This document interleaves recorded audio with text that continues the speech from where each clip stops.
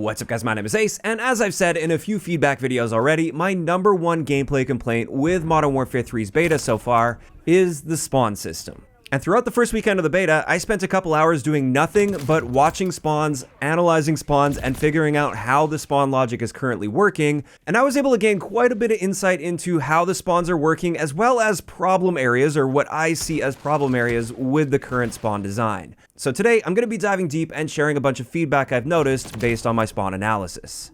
And diving right in, while Modern Warfare 3 doesn't use what a lot of people call the squad spawn style system that we've seen in recent Infinity Ward games like Modern Warfare 2 and Modern Warfare 2019, one thing I have noticed in common with that newer Infinity Ward style spawn system is the general spawn area of a team is very dynamic and it's constantly moving around the map, even when there's very little pressure put on those spawns. And this leads to a variety of issues in my mind. The first issue is quite basic, but quite important in my opinion at least. When the spawns are moving around so dynamically, there often isn't that clear distinction, especially for the average to below average players out there. There isn't a clear distinction between, this is my team's side of the map, that's the enemy team's side of the map. And if I want more action and I want to take a risk, I can push toward the enemy's side of the map where they're spawning. That increases the action and the risk that I'm taking, but also the potential reward. There's more kills to go around if I push in that area, but there's also more people that keep popping up around me that could potentially kill me at any time. Whereas if I want the opposite, if I want to pull back a little bit, I can do that, and that will yield less action because I'm pulling back toward the side of the map that my team controls.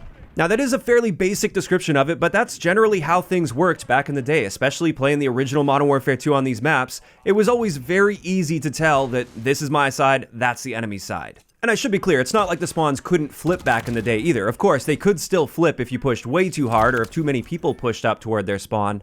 But the problem with the newer style of spawn system is it's just constantly moving around the map. It'll flip at the slightest sign of pressure, and that makes it really difficult to nail down the general direction that the enemies should be coming from at any given time.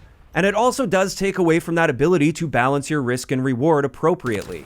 If you're trying to push up toward the enemy spawn and take that higher risk, well, too bad, you're just pushing their spawn to a different area of the map now, even though you didn't even get that close to their spawn location. And it's like a dog constantly chasing his tail, like you'll just never quite be able to catch up with that spawn. And let's take a look at just one example of this happening on Skid Row. In this situation right here, I've got my team spawning toward the top side of the map right here. And everything looks perfectly normal. We don't have much map control here, but we still got plenty of space there to fight back. There's plenty of safe spawns where there's no way the enemy's getting a line of sight on those spawns. And yet suddenly my team starts spawning over in this area right here. And if we play forward just a little bit further, you can see why that flip occurred. It's because this enemy pushed up right here. Now that enemy isn't putting that much pressure on our spawn. Typically in an older style Call of Duty game, that's not even close to enough pressure to be forcing a spawn flip. And I think rightfully so. Again, like I said, there's plenty of safe spawn areas within that top side of the map still. There's lots of room for us to still make decisions and fight back. And I could see perhaps that pressure pushing the spawn maybe a little bit more toward the corner of the map inside the building,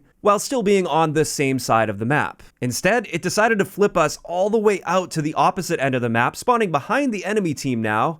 And that's a nice example here of spawns being just too flippy. It takes away from that player's ability to put himself in that high risk, high reward situation because the spawn is just constantly eluding him and rotating around the map. And not only that, that screws his teammates over because how could they have predicted that that spawn flip would occur when there was very little pressure put on our spawn? And that's just the first example of the spawns being too flippy, and that's a bit of a more subtle example, but I think it does illustrate nicely what I'm talking about, where it might not seem obvious that this was a terrible spawn, but it really can have a negative impact on map flow. As for the next example I've got for you guys, this one is so much worse. This is on Estate in Domination. My team only holds the C flag, and at the beginning of the clip, this green dot is our spawn area. Now I want you to watch just how quickly our spawn flips around the map and how reactive our spawn is. We actually end up spawning at every corner of the map within 7.5 seconds. Again, in Domination, where we only hold one flag as well, and as far as I can tell, there's no real pressure even being put on the C spawn area. This is an excellent example of how bad the spawns can be on Estate, because the enemy team right now should have the advantage. They have the map control, they have A and B captured. As far as I can see, they haven't pushed like right up into our C spawns at all. They've barely put any pressure on our C spawns. And yet my team is spawning literally everywhere on the map. How could the enemy team possibly predict that and react accordingly? That appears to be completely randomized, and it destroys any sense of map control or map flow or even any kind of predictability as to which direction an enemy should be coming from at any given time. And that also gave you a sneak peek at another issue I found with the spawns in Domination in this game. Just like in Modern Warfare 2, your spawn location doesn't seem to have any strong attachment to the flag that your team owns. And that's a huge issue. It's one of the reasons that I don't play Domination in Modern Warfare 2, despite the fact that it's always been my favorite game mode in Call of Duty. What's the point of playing Domination when it's basically team deathmatch, but there happen to be flags around the map that you could capture if you feel like it, but they don't have any impact on how much map control you hold or where your team is going to spawn? So let's have a look at another example, kind of a similar example here as well on a state. This time, my team holds C and B, and we can see there is one enemy that's now pushed up between C and B, right around the B flag there.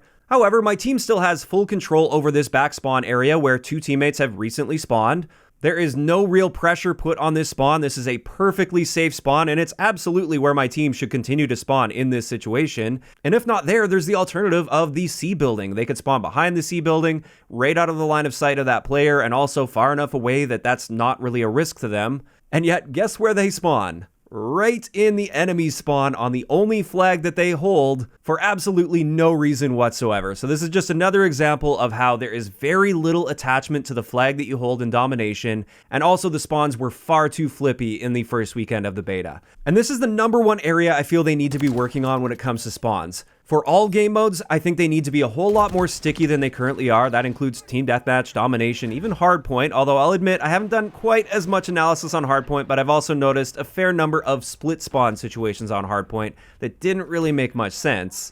But then on top of that, for Domination specifically, I'd like to see a much heavier attachment to the flags that you own. Now, obviously, we don't want to take it so far in the other direction that extreme spawn trapping ends up happening. I definitely don't want to see that either. But at this point, we are so far in the opposite direction, and it really needs to be coming in the stickier direction when it comes to spawns. Now, on a similar note, sticking to the more general things that I've noticed with the spawn design in this game, this is with this style of spawn system where it's able to just flow all around the map, and there doesn't really seem to be set primary spawn locations where the game's going to try to anchor you to that spawn more often than not unless there's a lot of pressure put on it.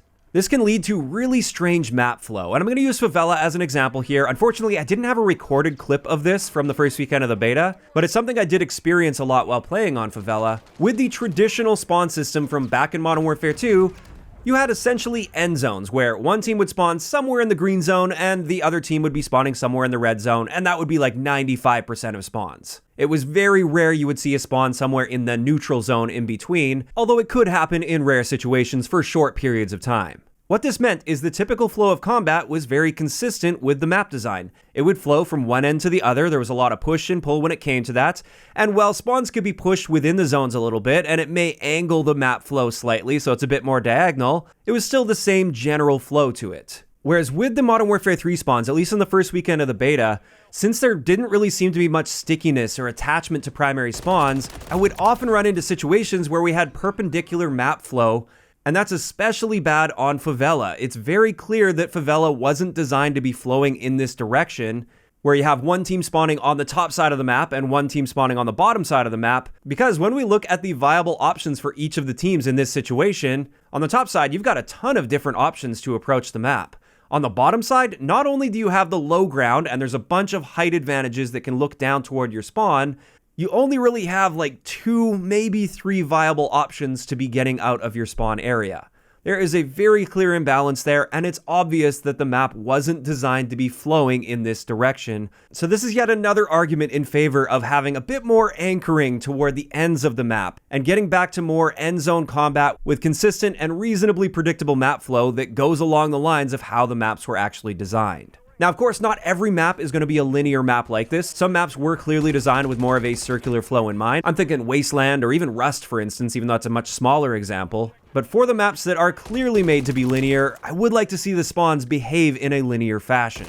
And with that, that's going to wrap it up for the more general feedback I have on spawns. Now I want to get into a few more specifics that I've noticed, where it may not be so much about the overall big picture and map flow, but more so like problem spawn situations that I've noticed. And the first one, I'm sure many of you guys have run into this while playing in the first weekend, especially on Rust, although I can be pretty forgiving with a map like Rust since it is so tiny. Obviously, bad spawns should be expected at some point on that map, but even on the other maps, I was noticing this same sort of situation, and this is, you spawn in, you take a few steps forward, you immediately get shot in the back, and when you watch the kill cam, you notice the enemy spawned in right after you in the same spawn location, And I'm sure many of you have also been on the lucky end of that and ended up spawning looking at an enemy's back that just recently spawned. And obviously this is something that shouldn't be occurring, especially on the bigger maps in the game, and yet it was. And with this, it appears they're just missing a variable that used to exist with the traditional style of spawn system, which is called avoid enemy spawn, and this would have a distance and a time variable attached to it. So back in COD World War II, for instance,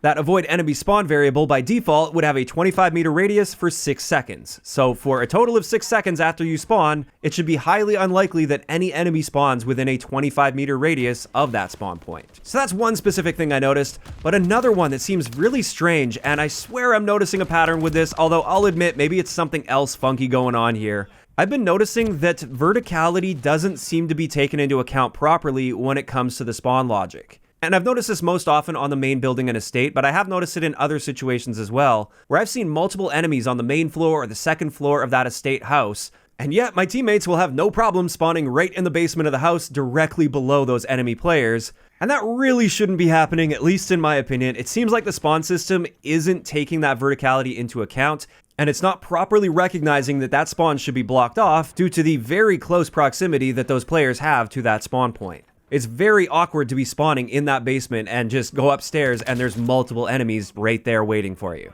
especially on a map as large as Estate. And with that, that's finally going to wrap it up for my feedback for the spawns after the first weekend of the beta. Now, thankfully, Sledgehammer has mentioned that they will be adjusting spawns from the first weekend to the second weekend, and that's good news. I'm definitely excited to hop in and hopefully see some improvements to the spawn system, although when it comes to something like this, I definitely don't expect that to be immediately worked out with one adjustment. Typically, when it comes to spawns, it will take multiple updates, multiple adjustments before they end up in a good place. My big hope, though, is it doesn't take them as long as it took them with Call of Duty Vanguard to get the spawns in a really good place. I understand when it comes to something like this, they always need to collect data, make adjustments, collect more data, make more adjustments, and it is a process, but it is very important they get on top of spawns as quickly as possible. And with that, I am curious to hear from you guys in those comments down below. First off, do you guys generally agree with the feedback that I provided in today's video? And also, I guess by the time this video goes live, the second weekend of the beta should be live as well. So for those of you guys that played last weekend and now have had a chance to check out the second weekend,